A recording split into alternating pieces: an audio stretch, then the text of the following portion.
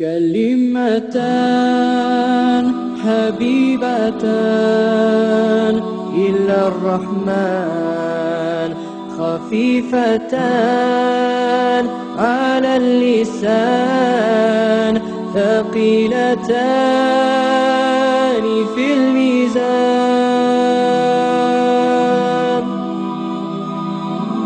سبحان الله وبحمده سبحان الله العظيم.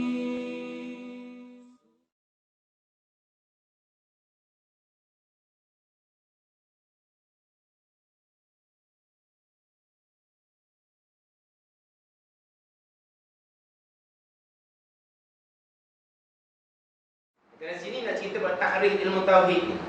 Bermula ilmu tauhid itu ibarat dan perhimpunan barang yang diaktikafkan, yang dibangsakan kepada agama, yang diambilkan daripada dalil yang diyakinkan. Ilmu tauhid ni ilmu yang diaktikafkan, ilmu pegangan. Iktikaf ni perkara yang muqtadah, perkara yang kita simpul, bukan sekadar tahu, bukan sekadar reti, bukan sekadar pandai, tapi kena pegang, kena simpul di hati kita, seolah-olah tak terukar di hati kita.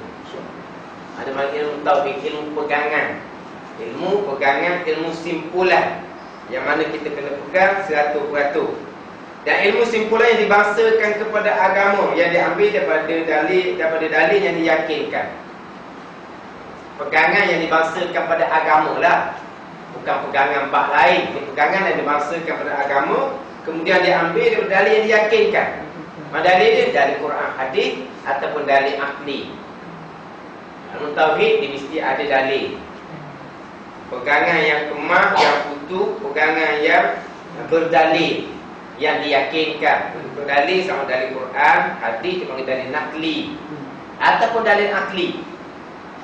Mana kalau sekadar kita pegang Allah Ta'ala ada, Tuhan ada, tak tanpa ada dalil, maka ni khilaf ulama sah ataupun tidak pegangan dia. Depan dia akan ceritalah apa hukum muqallid, dipanggil turut orang dalam masalah pegangan.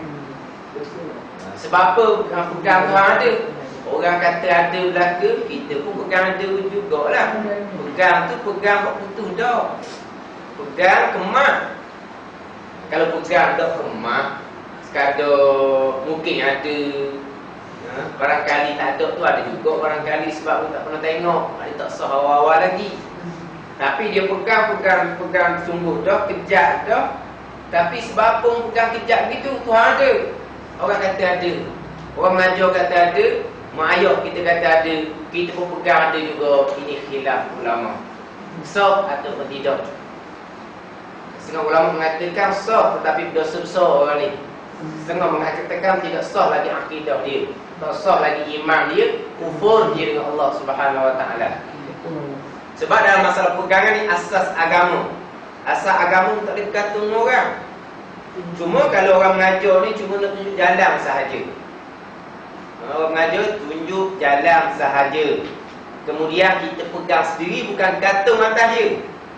Kalau dia lari, akhir sekali dia kata Tuhan tak ada, kita tak ikut dia.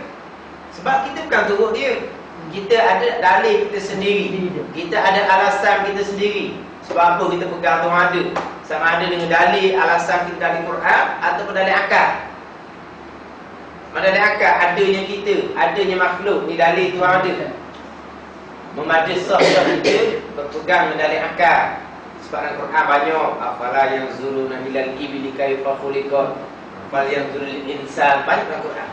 So kita tilik, so kita fikir kejadian-kejadian yang ada di dunia kita. Mana kita memadai dapat kenal Tuhan dengan dalil akal. Tapi biar kita ada dalil kita sendiri. Ini dalam masalah tauhid.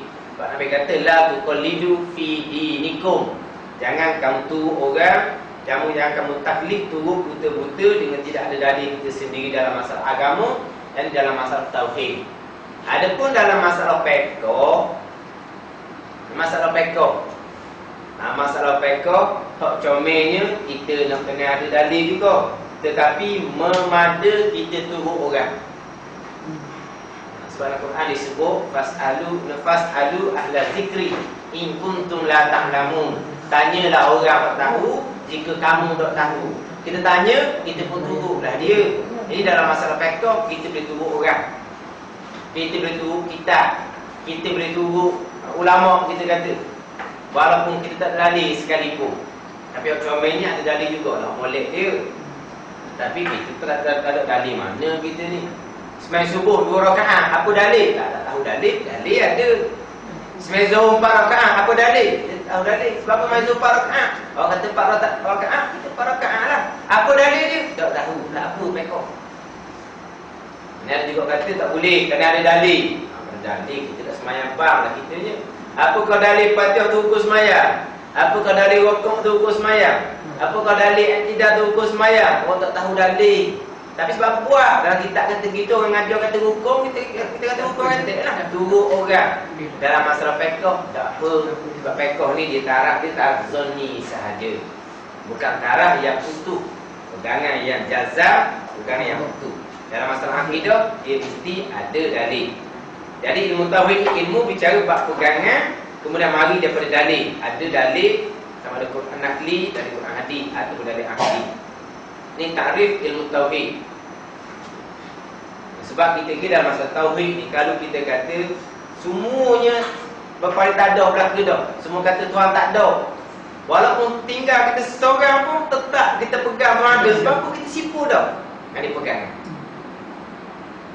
Masalah fiqh, sekali kita pegang pendapat ni, kemudian kita pindah pendapat ni. Sebab masalah fiqh ni dalil zonni, ni dalil zonni. Kadang-kadang atau tak apa bab fiqh. Bab tauhid kejap kita pegang, tak berpindah dah. Walaupun tinggal seorang pun, gitulah pegangan kita.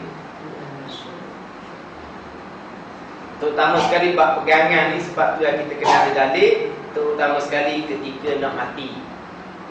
Ketika nak mati, kalau kita tidak berdalil, tak ada alasan kita sendiri, kita cuma bergantung kepada orang, bergantung pada mak ayah, pada ustaz umpamanya, dekat nak mati, syaitan mai rupa orang yang kita bergantung. Kepada mak ayah kita, ustaz kita tu bukan dia, syaitan. Mai rupa dia kata tak ada. Dah kalau kata tak ada, dia pun tak ada jugalah sebab dia gantung orang tu. Ni yang paling takut sekali, su'ul khatimah. Sebab pegangan. Kemudian ketika mari dia Dajjal, penuh dengan cubaan besar masa tu, dia mari buat keadaan dia tu macam kita kata kau, macam Tuhan dah lah. Boleh menghidupkan, boleh mematikan, boleh menyuburkan. Tapi pegangan kejap kita, Tuhan ada yang tidak serupa makhluk. Sekejap pegang. Mari Dajjal buat macam mana pun, dia boleh buat apa saja sekalipun, dia mengaku dia Tuhan sekalipun, kok mana Dajjal ni mesti ada rupa. Besar ke, cerah ke, hitam ke, putih ke. Maka kita pegang kejap, Tuhan tidak serupa makhluk. Mari rupa macam mana pun, bukan Tuhan. Mana kita kejap pegang, Tuhan tidak serupa makhluk. Ini bab pegangan mustahil. Mari Dajjal rupa macam mana pun, itu bukan Tuhan. كلمتان حبيبتان إلى الرحمن خفيفتان على اللسان ثقيلتان في الميزان